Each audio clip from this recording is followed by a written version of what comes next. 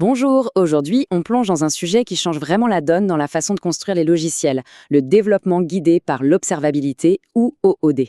L'idée c'est de passer à un mode où on court tout le temps après les problèmes, à une approche où enfin on arrive à les anticiper. C'est toute la promesse de cette méthode.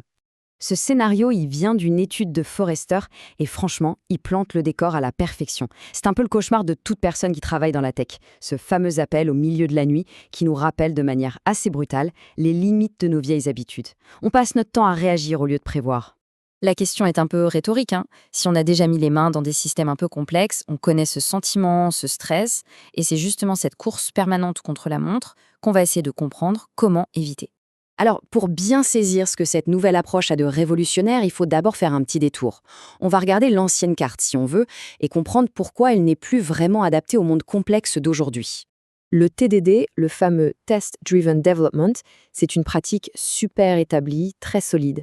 Le principe est simple, on écrit un test qui définit ce que le code doit faire, et ensuite on écrit le code pour que le test passe. C'est une super base, mais elle a ses limites. Et là, on touche vraiment au cœur du problème. Aujourd'hui, avec les microservices, une simple requête peut voyager à travers des dizaines de systèmes différents. Alors quand un test échoue, il nous dit juste « ça ne marche pas ». Mais il ne nous dit ni où, ni pourquoi. C'est un peu comme se retrouver face à un mur, ce n'est pas vraiment un guide. Ce qui manque, c'est le contexte du monde réel, le chaos de la production. Et pour expliquer ça, Forrester a une analogie que je trouve géniale. Le monitoring traditionnel, c'est le rétroviseur de la voiture, ça nous permet de voir l'accident qui vient de se produire. L'observabilité, c'est le pare-brise, avec en plus un GPS intelligent, ça nous permet de voir la route devant nous et d'anticiper les dangers pour les éviter. On bascule enfin du réactif au proactif. Bon, assez parlé du passé. C'est quoi ce nouveau GPS ?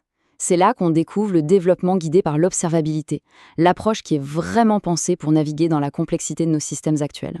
Voilà la définition clé.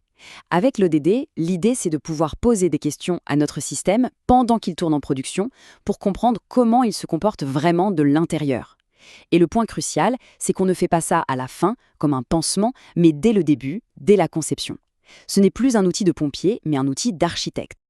Alors, comment ça marche en vrai ? L'observabilité, ce n'est pas juste un concept magique. Ça repose sur 3 piliers très concrets qui, quand on les combine, nous donnent une vision complète de ce qui se passe.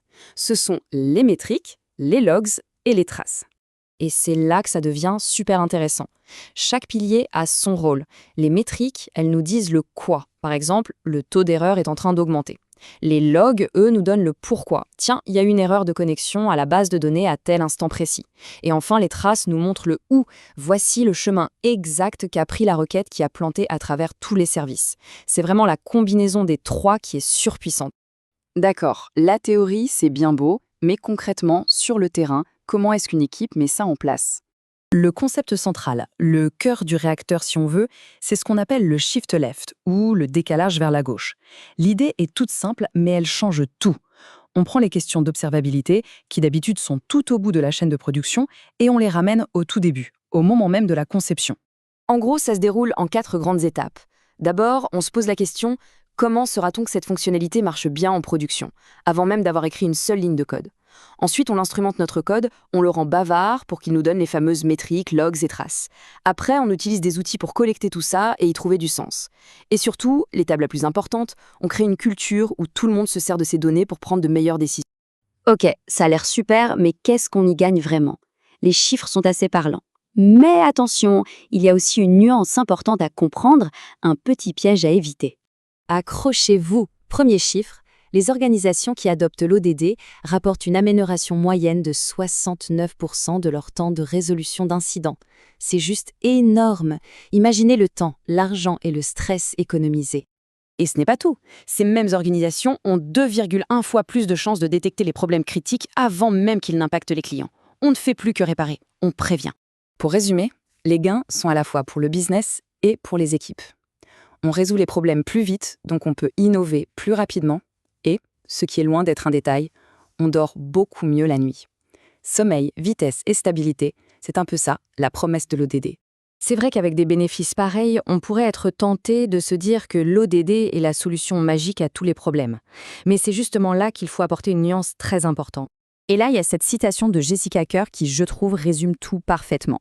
Le but ultime, ce n'est pas d'avoir les plus beaux graphiques ou les traces les plus détaillées. Le but ultime, c'est de livrer de la valeur au client. L'observabilité, c'est un outil incroyablement puissant pour y arriver. Mais ça reste un outil au service d'un objectif plus grand. Du coup, on pourrait peut-être reformuler un peu le concept. L'idée, ce n'est pas tant que l'observabilité guide tout le développement, mais plutôt qu'elle soit présente pendant tout le développement. Elle l'informe, elle l'éclaire, elle le sécurise, mais elle ne le dicte pas. Et tout ça, ça nous amène au dernier point, qui est sans doute le plus important. Adopter l'ODD, ce n'est pas juste une question technique. C'est avant tout une vraie transformation culturelle. On ne peut pas simplement acheter un nouvel outil et s'attendre à ce que tout change comme par magie. Il faut repenser les processus, changer les réflexes. Ça demande une collaboration beaucoup plus forte entre les équipes qui développent et celles qui opèrent les systèmes. Et ce tableau, il illustre ce changement de mentalité de façon hyper claire. Avant, on se demandait comment on répare ça le plus vite possible.